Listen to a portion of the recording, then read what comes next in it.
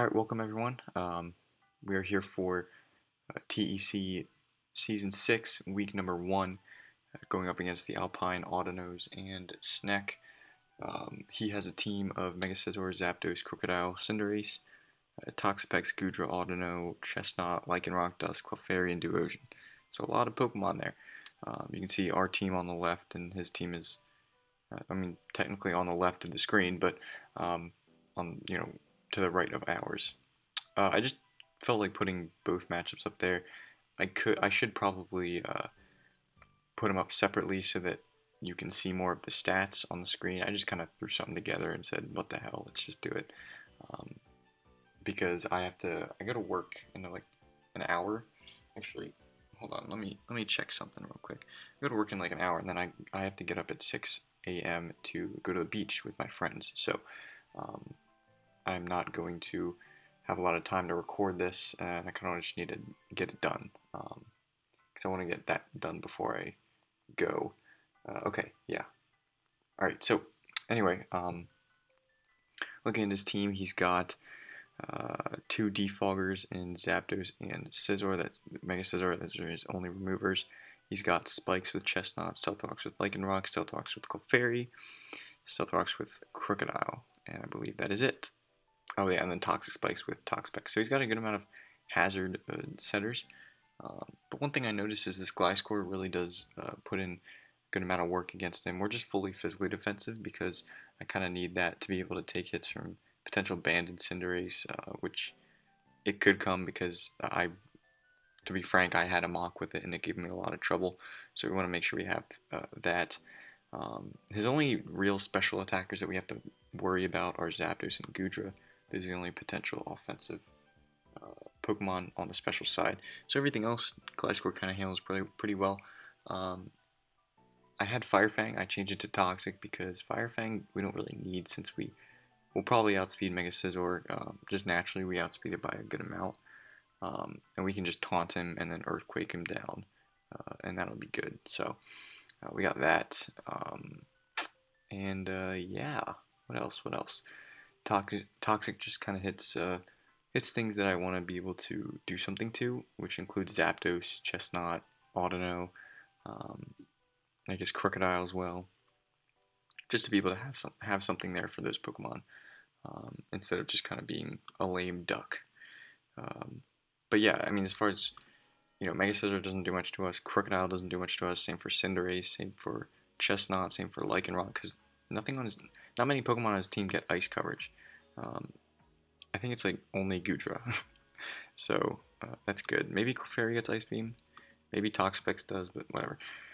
Anyway, next up we have Clefable, offensive Clefable. This was initially a Spidef Clefable. I changed it because I felt like this is pretty decent offensively. We have Life Orb with Moonblast, Thunderbolt, Flamethrower, and Soft Boil. I was thinking Ice Beam, but I think Flamethrower is better. Flamethrower is better here because we can actually hit Chestnut. Well, we would be able to anyway with Ice Beam, because Moonblast doesn't hit it because it's soundproof. Or does it? No, it's bulletproof. But that word, yeah, Chestnut gets bulletproof, so I can't hit it with Moonblast. Flamethrower is just so much nicer because I can actually just destroy the Scizor. And if I lead with this, for example, and he leads Scizor, whatever, I can take any hit. Bullet Punch, I'm gonna almost die to it, but I won't. And then I'll knock him out with Flamethrower, which I'll take that trade, honestly. So yeah, Clefable offensive. Thunderbolt is just nice for like Toxapex. That's basically it, but it's there for that, and then Soft Boiled in case we can kind of stall out like the Zapdos or the Goodra or the Chestnut or whatever. If we need to do that, we can certainly do that with the Soft Boiled. Next up, we have the Maestro, our Mega Aerodactyl, with enough speed for Cinderace, and then max attack Adamant, and then 116 in defense. 116 in defense will let us take that Mega Scizor Bullet Punch a little bit better, as well as Lycanroc's Accelerock. In my mocks, this Pokemon didn't really do much, but it's still kind of nice just to be there and to be able to click buttons, and once we get our Home Claws up, having that accuracy boost is going to be really nice. Aqua Tail is really nice for a Crook. If he does bring defensive Crook, we can deal with that pretty well. And yeah, Fire Fang obviously for Scizor. And Stone Edge hits basically everything else. Didn't really feel like I needed dual Wing Beat. I definitely need Stone Edge for like Zapdos and Cinderace. Well, I have Aqua Tail for Cinderace, but yeah. Anyway, Fire Fang will hit Chestnut anyway, so I didn't really feel the need to run dual Wing Beats. This needs to be Gen 1 OG. There it is. So yeah, we have Blastoise here for basically just being a spinner. I mean, physically defensive, so he can take on most of his team. Like I said, he only has two potential special attackers. The rest of his team's kind of physically offensive. So, you know, we'll be able to switch into Cinderace pretty well. Same for Scizor, same for Crook, same for Lycanroc. Those are the Pokemon that I can kind of deal with pretty well with the Blastoise. As long as he doesn't have, like, SD Roost on Scizor. But even then, I can just Yawn it. Yawn is just kind of there, too. I didn't really have a fourth move that I needed, so I just put Yawn there. Just for the hell of it, see what it can do if I really need it. Again for that Scizor, potentially. Slow Flip Turn is going to be really nice. Just to be able to, you know, force a switch maybe with Yawn and then Flip Turn out into something more offensive potentially. Rapid Spin, obviously, because I just said I need a spinner, and because Gliscor is my only other remover, it doesn't have Defog this week, so I have Blastoise here. I was thinking maybe a Shell Smash set, but nah. I need to spin more, more than a potential sweep here. So next up is P2, Spadef to take on those two special attackers. As long as they don't run Toxic, we're good. Even if our Eviolite gets knocked off, it doesn't really matter. We're still going to be able to take hits pretty damn well with this Pokemon. Trace is nice. The Trace, for example, maybe Zapdos is Static, Crocodile's Intimidate could be nice. Toxapex is Regenerator. Audinos Regenerator. I think it's basically the best things. Or even, you know, Clefairy's Magic Guard, you know, that could really help. I didn't even realize he has like a mini Regenerator core with like Toxapex, Audino, and I think Duosion gets Regenerator. I know Rhenoclus does. I don't know about Duosion. That's kind of interesting. I never even really saw that. But anyway, that is Porygon 2 for you. Pretty self-explanatory, nothing crazy here. Just Recover, Teleport, Try Attack, and Toxic if I need to Toxic something like the Goodra or the Zapdos mainly. Last but not least, we have our Keldeo, Tex Iron with the Calm Mind, Taunt, Secret Sword, and Surf. This is a pretty nice set, in my opinion, because I can basically just taunt Toxapex and stop it from beating me in like Haze, or if it wants to Toxic me, that's okay, or that wouldn't be okay. So I need to taunt it before that. I didn't even know Keldeo got taunt, but this set is done pretty well in Mox because obviously he's going to switch into Toxapex. I can't do shit to Toxapex, but if I taunt it, I can continually Calm Mind because it can't really do much back to me. So I can continually Calm Mind and try to get that going. And his only Pokemon to outspeed me, he has got Lycanroc, Dusk, and Cinderace.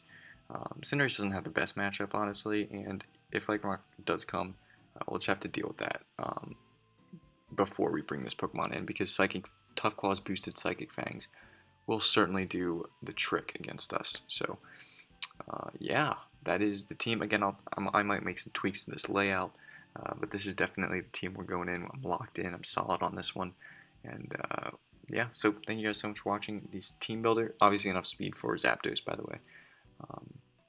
And yeah, that's going to be it. So I'll cut to the battle right here, and you'll see how we did. So, wish me luck. Alright, here we are in the battle, going up against the Alpine Audinos and Snek. He brings a team of Goodra, Crocodile, Mega Scizor, Toxapex, Zapdos, and Chestnut. Nothing here too crazy. I was not expecting a Chestnut, I'm going to be honest. Didn't prep that much for it, to be honest, but it is there. I was expecting Lycanroc Dusk, honestly, instead of the Chestnut, but everything else I prepped for pretty well, at least in my opinion. So looking at the leadoff, I'm thinking he can lead with a few different things, but I'm feeling confident leading with my offensive Clefable because it kind of just 1v1s a lot of things on his team. It's going to take a lot of damage to do that damage, to deal with that damage. I don't know. Anyway, I'm going to lead Clefable and see what we can do, because, again, I can kind of hit his entire team super effectively, minus Zapdos. So that's good. Could get some immediate damage. So yeah, let's start the battle right now. And I'm going to lead with Clefable, as he does lead the Scizor. So I'm thinking definitely just Flamethrower, because I know I can take a Bullet Punch no matter what. So I go for Flamethrower. He brings in the Toxapex. I get a 10% burn, which at first I'm like, okay, that's just a good start to the season. But it's actually going to have some implications, and you'll see that later on. But that was pretty crazy. So I go for the Thunderbolt, do a lot of damage, and here I'm just going to click Moonblast, because I was assuming he can't really do much to me, so I'm just going to do that, and even if it doesn't kill, it's okay. I was definitely predicting him to switch, but I was not predicting him to switch into Crocodile. That's pretty crazy switch there, because I knock it out with one hit. I was expecting maybe like a Zapdos there, or a Goodra maybe, but Crocodile's gone, so that's crazy. He brings in Zapdos there, and he goes for a Discharge. I take 18%, so that's telling me he's pretty offensive there. I'm just going to go for the easy Teleport. Or do I click Toxic? No, I click Teleport. There you go. As the Scorpio comes in, I get a free Toxic Orb. I was thinking I could have brought Clefable back in, but I didn't want to play with the prediction shenanigans with that Pokemon. So I just taunt turn 1, or turn 6, but I taunt the first turn I'm in against the Scizor, so that he cannot Swords Dance against me. As he just U-turns, which is something I was hoping he wouldn't do, but it's okay. He's going to go for Ice Beam here. I'm going to Trace the Gooey. So not only is Trace a good ability as is, but it kind of gives me information about his team, which is pretty nice. He clicks Ice Beam again. I guess he's just trying to get the 10% back on me. But I recover, and now I'm going to be able to Toxic. Doesn't matter, because Scizor comes in and absorbs the Toxic, so that's unfortunate. He clicks Knockoff here, which was what I was expecting, as yeah, he knocks off my Toxic Orb. Doesn't really matter, because I'm already poisoned. But I'm going to get a little bit of damage off with the Earthquake. It does about a quarter to him, which is nice. And he's going to get the slow U-turn off, get in the Toxapex. And I'm just going to stay in here and click Earthquake, because I have no reason not to. I know he can't really do that much with Scald. I'll just be able to roost off any damage. So I don't really know exactly why he did that. I stayed in here to click Toxic, because I knew even if he Hurricanes me, as long as he doesn't confuse me, I'll get a nice Toxic off on it. But he predicts my switch and goes for the U-turn. I obviously was expecting the Porygon 2 to come in there. I'm going to taunt again, because again, I just don't want this thing to roost, or I guess he doesn't have Swords Dance now because he has U-turn. Wouldn't really make sense for him to have Swords Dance and U-turn. Or he definitely doesn't, because he's got U-turn, knockoff, roost so far, so he's going to have Bullet Punch for sure. So yeah, just taunt to stop the roost. Now he brings in Goodra. I really don't want him to predict the Porygon, but he goes for Ice Beam there. I was expecting him to predict the Porygon potentially, but that didn't happen. And I know his Sludge Wave's coming, or Sludge Bomb, so I don't want to risk the death of my Clefable. So I'll just switch into the Porygon. I'm going to get the Teleport off, negative priority Teleport, which is really nice. I'm going to get in Clefable, and I'm thinking I can just click Soft Boiled here, no problemo. But he goes for the Gunk Shot, and the Gunk Shot does 32%, so that burn actually halved that damage just about. That would have done about 65% to me, which is crazy. And that would have been awful, but that didn't happen, clearly. So I click Flamethrower, knowing that he's probably not going to stay in. I was hoping maybe he'd bring in Scizor, but he just brings in the Zapdos. I'm going to Soft Boil on the Discharge. He discharges again. I really don't want to play this game, because I know eventually he's going to get a Paralyzation. So I'm going to click Moonblast and just hope he either doesn't have Hurricane or misses it. He does go for the Hurricane. Now that's a mistake, that whole situation. I should have Soft Boiled, stalled him, or brought in Porygon 2 and just banked on not getting haxed. But it's okay. I do a good enough amount of damage, if that even makes sense, to Zapdos, to where I know he's going to switch, because he wants that thing for Gliscor, for Blastoise. It can probably Roost as well, which is really going to be really annoying. So I get in Tax Iron. I click the Calm Mind, as I really predicted the Toxapex, and he does do that. So then he tries to Haze as I taunt, which is great. He brings in Chestnut. I'm just going to go for the Secret Sword. I was expecting a little less damage there, but I do a good amount of damage there. And he goes for the Toxic and misses. So that's the second pretty influential piece of luck that I got in this game. And at that point, yeah, he's pretty salty, as he should be. I mean, I would be as well. Gunk Shot, because he's burned again, it's just not doing that much damage, and it's a good bring to bring Gunk Shot there. For the Clefable also would have potentially stopped a sweep here. Also has a 30% chance to poison. He's just not getting poisons. So I'm just going to continue to Calm Mind here. Here I go for Surf just to do some damage. It's a 2 KO, and then he misses a Gunk Shot. So unfortunate stuff here. Because of my leftovers, the toxic damage would have been kind of mitigated, but it still would have been doing 6% to me every turn. So that would have been a pain. I go for the Surf there, which doesn't do enough. And he goes into Zapdos to sack it. Obviously, a Sacred Sword will kill Gudra. I'm going to basically be 2KOing anything at this point. So Zapdos goes down. He's just trying to get a Gunk Shot poison. I know he's going to bring it back out. I know he's probably going to Gunk Shot, but I have to taunt anyway, because I can't risk losing all of these boosts. As he goes for the Gunk Shot and still does not get the poison. So I'm just going to be able to Calm Mind. I believe I Calm Mind one more time and then just start attacking, because I really did not want to risk getting a Toxic here. He gets a crit, which again doesn't really matter as long as he's not getting poisons. So moral of the story is that Toxic miss was from the Chestnut was absolutely huge. I don't know, he could have just gone for a grass type move, but I guess he wanted to just stall it out and not lose his Chestnut. If he Toxic, he could have brought in Toxapex and then just kind of Gunk Shotted me until I died, pretty much. But at this point, it's over. And we both kind of know it.